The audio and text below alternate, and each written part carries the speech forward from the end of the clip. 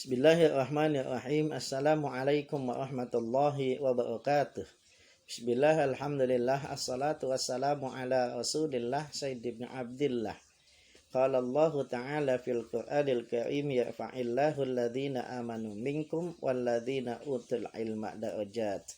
Wa qala an-nabiy sallallahu alaihi wasallam, talabul ilmi fa'idatun ala kulli muslimin wa muslimatin amma ba'du. Apa kabar anak-anakku sekalian? Semoga kalian semua dalam keadaan sehat selalu dan semangat dalam belajar, ya. Karena belajar adalah hukumnya wajib baik bagi kaum muslim laki-laki maupun kaum muslim perempuan. Belajar tidak ada kata terlambat. Belajar tidak ada kata selesai. Selama nyawa masih bersatu dengan raga, maka di situ kita punya kewajiban untuk menuntut ilmu. Oleh karena itu, yuk kita terlebih dahulu berdoa kepada Allah.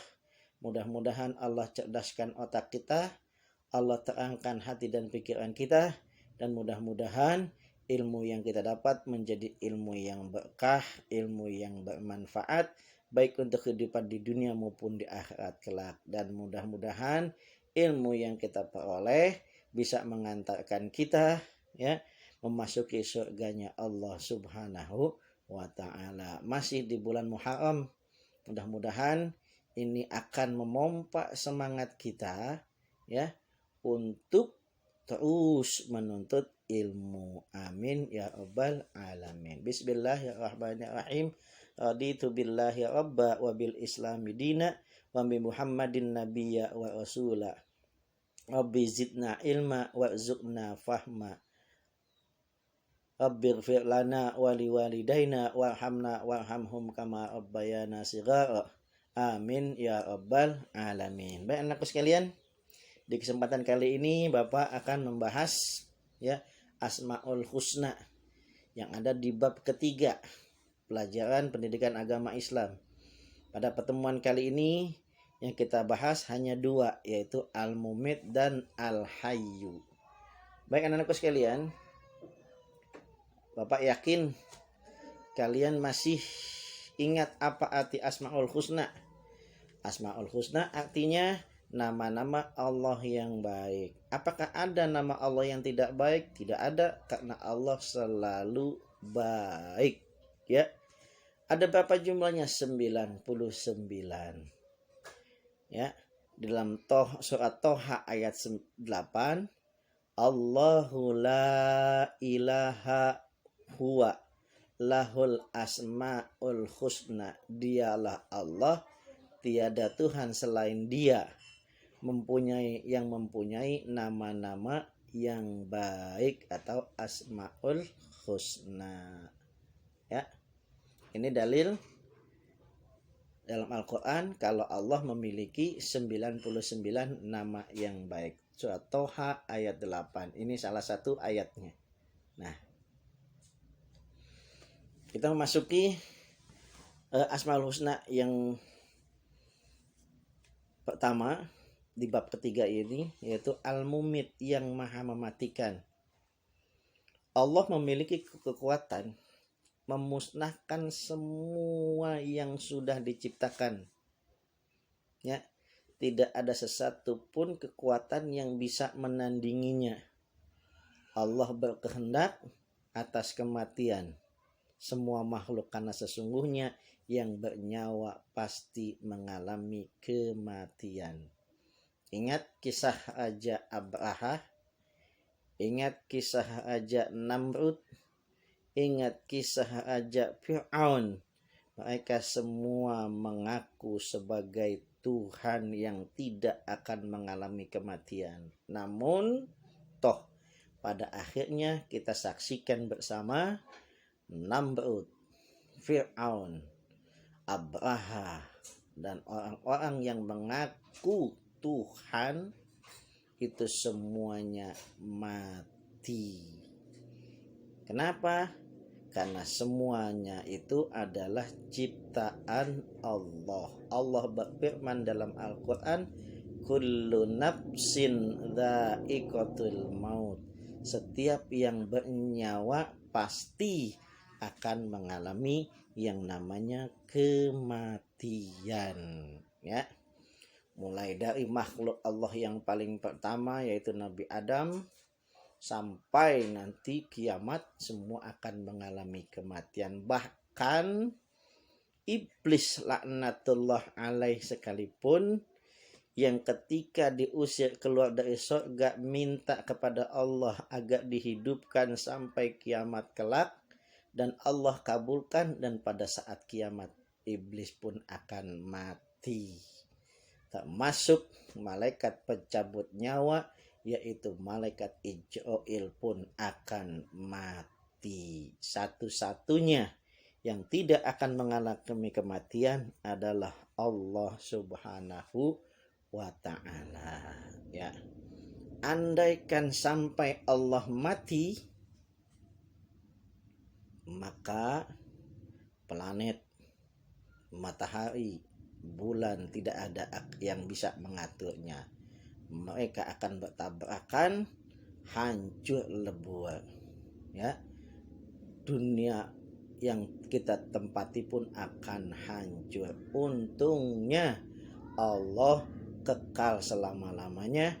Allah tidak akan mengalami kematian. Sekalipun nanti planet, matahari, bumi hancur, Allah tetap akan hidup selama-lamanya, ya. Kemudian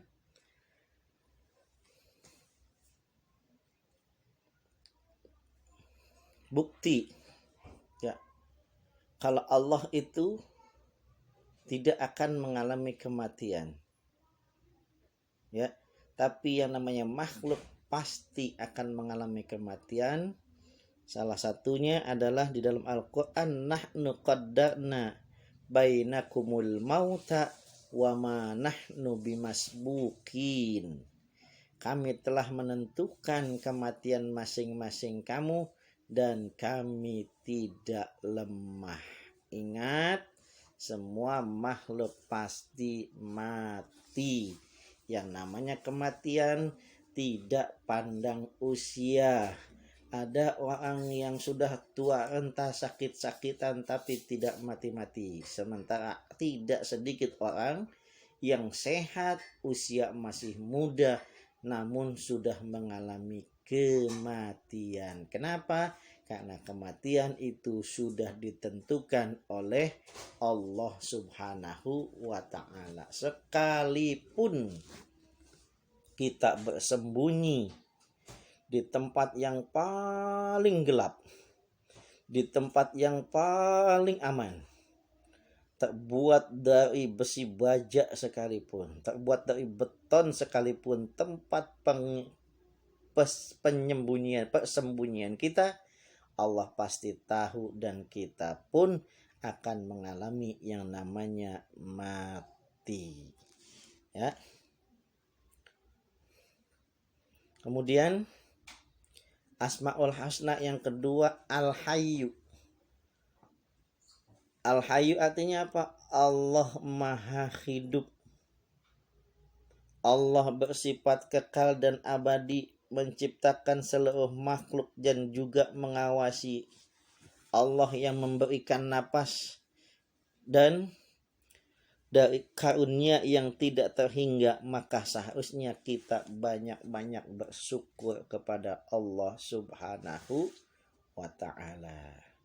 Ada satu kisah, ya, ditanyakan oleh seseorang yang bertanya, mengatakan, andaikan, ya, ada burung yang dibelah, ya, kecil-kecil, kemudian ditebarkan atau jasadnya diserahkan kemana-mana, tidak dalam kondisi bersatu, apakah Allah masih bisa menghidupkannya kembali? Apa kata Allah? Semuanya itu pasti bisa. Bahkan, ya, kalau kita lihat di Bali, di India, orang mati dibakar, sudah menjadi abu, kemudian abunya dibuang ke laut, itu pun Allah masih sanggup untuk menghidupkan, menyatukannya kembali. Hal itu adalah hal yang sangat-sangat mudah bagi Allah Subhanahu wa ta'ala. Ingat, Allah lah yang menciptakan kehidupan, dan Allah pula yang menciptakan kematian. Sekalipun itu tidak masuk akal bagi kita, tapi bagi Allah sangat-sangat mudah. Ada hewan yang dimakan oleh harimau, ya. Harimaunya tidak satu, dimakan secara ramai-ramai, sisanya dimakan oleh burung, sisanya lagi dimakan oleh cacing, sisanya dimakan oleh makhluk-makhluk tanah lainnya. Sanggupkah Allah untuk menghidupkannya kembali, menyatukannya kembali? Hal itu sangat-sangat mudah untuk Allah Subhanahu wa ta'ala. Nah, dalil dalam Al-Quran, surat Al-Furqan ayat 58, walau kana wa tawakkal 'alal hayyil ladzi la yamutu wasabbih bihamdi wa kafa bihi bidunubi ibadihi khabira. Dan bertakwalah kepada Allah yang maha hidup,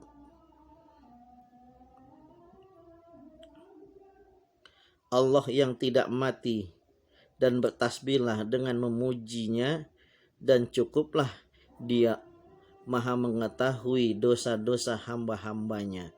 Al-Furqan ayat 58. Ya. Nah, sekalian, inilah dalil dalam Al-Quran menyatakan bahwasanya Allah memiliki salah satu nama, yaitu Al-Hayy.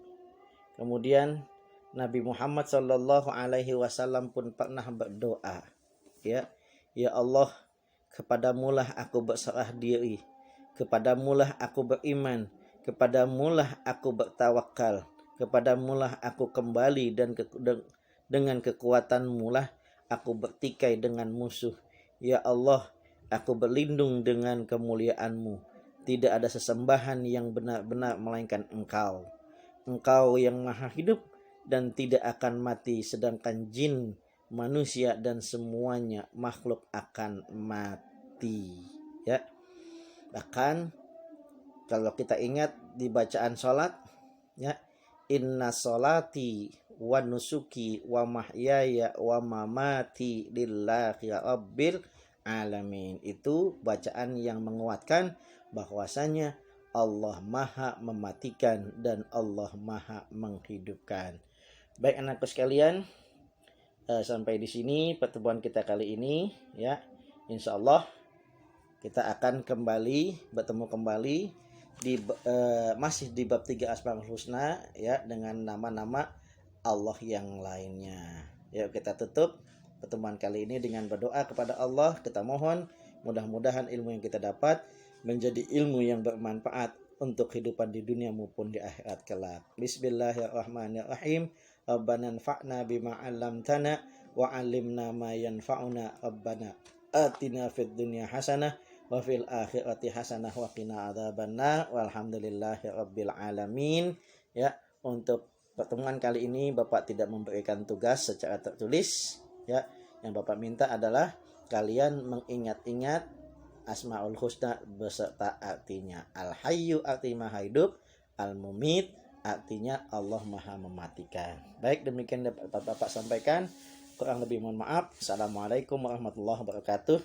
Sampai jumpa di pertemuan berikutnya.